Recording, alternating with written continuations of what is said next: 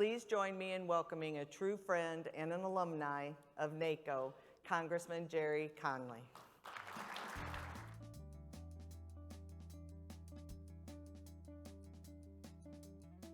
Thank you.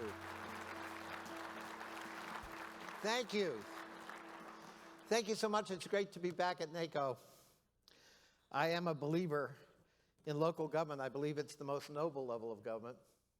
There's absolute accountability.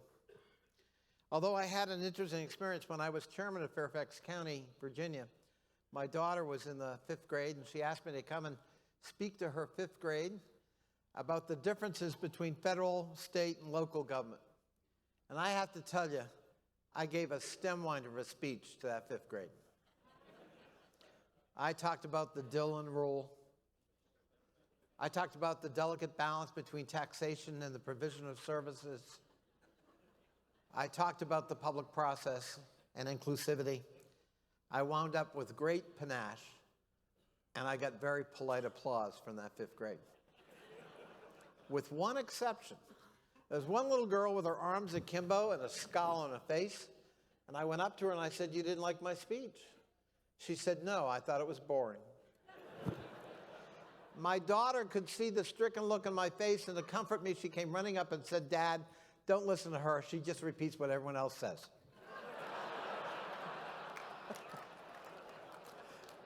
Local government, we get no respect. I wanted to talk to you a little bit about the Restore the Partnership Act. I think you have something maybe in your chairs in terms of our letter, but in the previous Congress, then Speaker Paul Ryan put together a task force on intergovernmental relations. And I was named on the Democratic side, and Rob Bishop was named chairman of the task force. And you know, just to show you, it was mentioned that there are 78 members of Congress who formerly came from county government. And I'm glad to know that, but I wish there were 435 members of Congress who came from local government. So our very first meeting, we got all these members of Congress, Democrats and Republicans, and we start the discussion. We're going to look at intergovernmental relations, and I raised my hand. I said, well, you know, what's not on the agenda and I think we need to talk about is Dillon rule states versus home rule states. And every head turned to me like, what? Not one member of that task force knew what the Dillon rule was. How many of you here live in Dillon rule states? I know Virginia is. Believe me, some of you are more Dillon rule than you may know. But the Dillon rule is named after a judge from Iowa who thought local governments were all corrupt and they needed to be kept on a very tight leash. And therefore, the only powers we have are those expressly granted by the state legislature. And that can lead to lots of problems in governing and lots of absurdities in terms of speaking special legislation. We had to get special legislation to paint the tops of our school buses white because state code said they had to be yellow. We wanted white because it was more energy efficient. We had to get a special bill. Anyway, so the task force looked at various things, and one of the recommendations that grew out of our task force was, you know what? We should have a special group in the federal government that convenes state and local officials and federal officials to talk about intergovernmental relations. And again, I raised my hand. I said, well, you know, we used to have that. It was called the Advisory Committee on Intergovernmental Relations, and it was signed into law in 1959 by President Dwight Eisenhower, and worked for 37 years, and came up with ideas like we need to constrain unfunded mandates on local governments. There's a thought. So unfortunately, the idea caught on, you know, we ought to get rid of some of these extraneous commissions and task forces, and maybe, you know, a lot of thought was not given into, well, what do they do, though? And in 1996, the ACIR was put out of business by defunding. So I was able to persuade my friend Rob Bishop, a conservative Republican Mormon from Utah, to co-sponsor the bill to revive the advisory committee with changes that took cognizance of 21st century realities and other groups that needed to be represented, like tribal groups. And to his credit, he signed on. And, I stress his background because this is not some radical, liberal, democratic idea. This is something that came from local government, Republicans, Democrats, and independents, to try to provide a platform for us to talk meaningfully about the legislative process. And I'll tell you what can happen in the absence of that. One of my favorite unfunded mandate bills was No Child Left Behind. Now, whoever wrote No Child Left Behind had wonderful intentions. But clearly, whoever wrote it never ran a school system. By putting a scarlet letter on a school because one small subgroup doesn't meet metrics is a destructive act and doesn't help anybody. It damages that school. It makes people not want to go to it. It makes teachers not want to teach at it. It doesn't really solve the problem. And oh, by the way, you were expected to implement that federal idea with your resources. My view as a member of Congress, but my view coming to Congress from a county government is, if it's a good idea, if we think it's a good idea at the federal level, pay for it.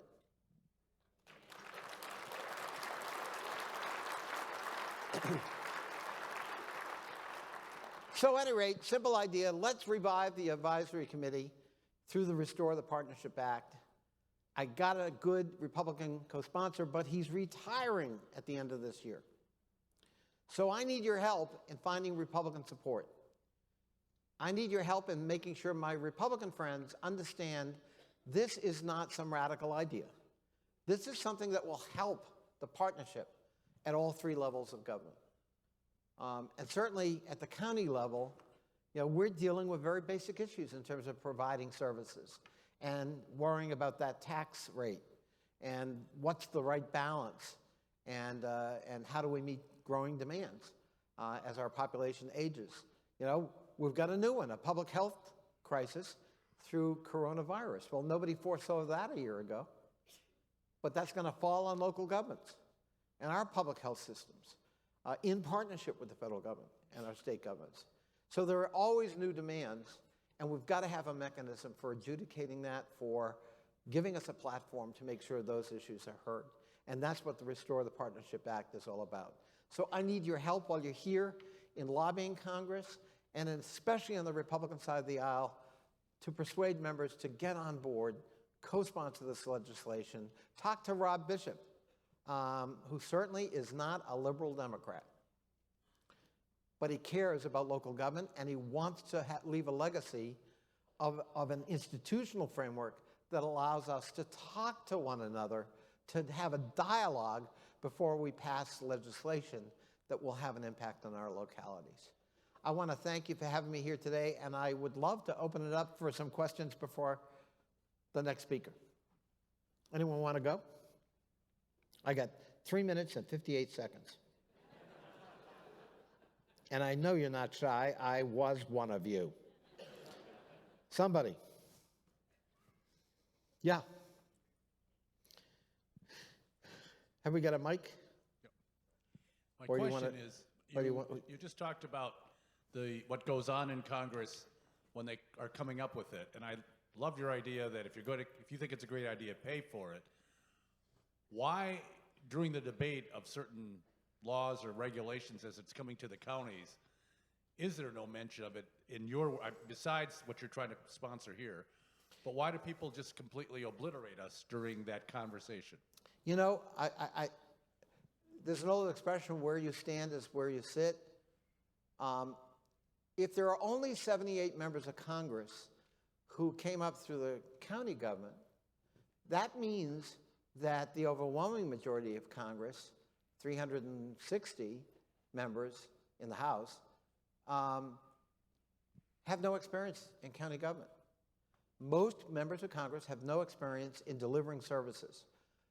I talk about local government often being the most despised level of government, and it ought to be reversed. Because at local government, we actually have to do something. We actually have to provide services. We have to implement programs.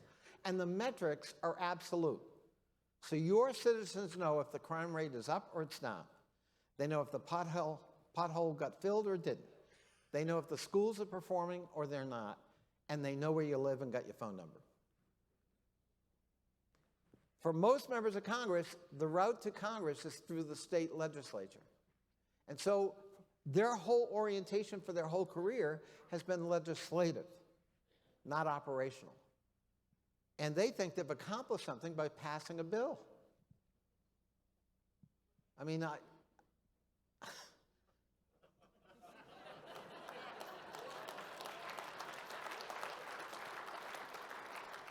So we have to educate them. But my point to your question is often, therefore, there's no one in the room when you're marking up a bill or looking at what might go into a bill who says, well, how are they going to implement that?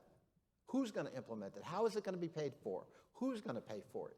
What are the real metrics we're going to measure to make sure this is working? And if it isn't, what are we going to do about that?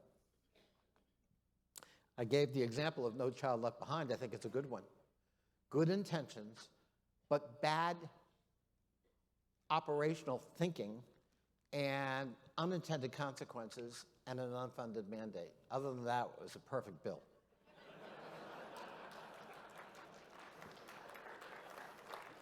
Someone else? Yeah. Question, what will it cost to implement the Restore the Partnership Act? Nothing. I promise. And I'd never lie. I'm a politician. We don't. No, I think it would be fairly minimal because it's an administrative cost.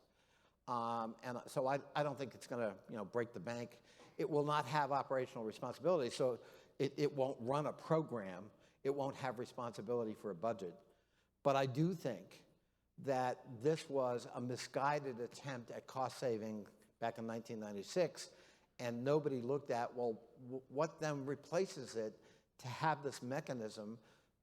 We have a constitutional frame of government that has a balance of powers, and those powers are shared by states and localities as well as the federal government. And there has to be a mechanism for adjudicating disputes and for fashioning compromises and for fostering collaboration and thoughtful collaboration with our input, local government input. And we lost that in 1996, and I think we've seen that that's not a desirable outcome. So how do we fix that? And we kind of felt that actually reviving the ACIR with some changes, obviously, that take cognizance of the fact that we're almost 30 years later, made a lot of sense. And I'm proud of the fact that the Big Seven, including NACo, have endorsed the bill. So we have lots of buy-in from every level of local government and state government. And now we need the federal Congress to respond. But I think the cost would be very minimal. Anyone else? Yeah, way back there. Thank you. Thank you for your comments. I'm wondering, you've most likely asked other members to co-sponsor this bill. What is the reason that they give you for not wanting to co-sponsor? Because it seems like a really reasonable legislation. In our committee, Jim Jordan, who was the ranking member, decided to make this as an example of something that was unnecessary and costly, and things were working fine. It was, sort of icing on the cake. And by taking that stand, he kind of made it hard for other Republicans in the committee to then vote in favor of it. It was kind of a grandstanding, frankly, on Mr. Jordan's part, because there's nothing wrong with the bill. As I said, Rob Bishop would not get on a bill that he felt was just another liberal do-good effort.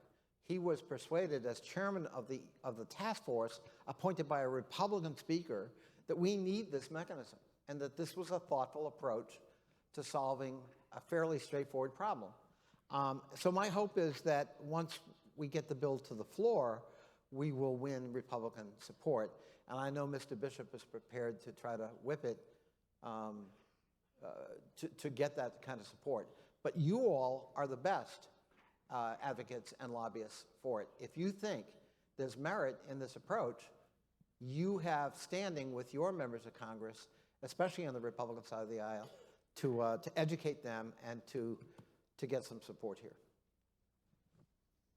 I think my time is up. I'm going to get the hook.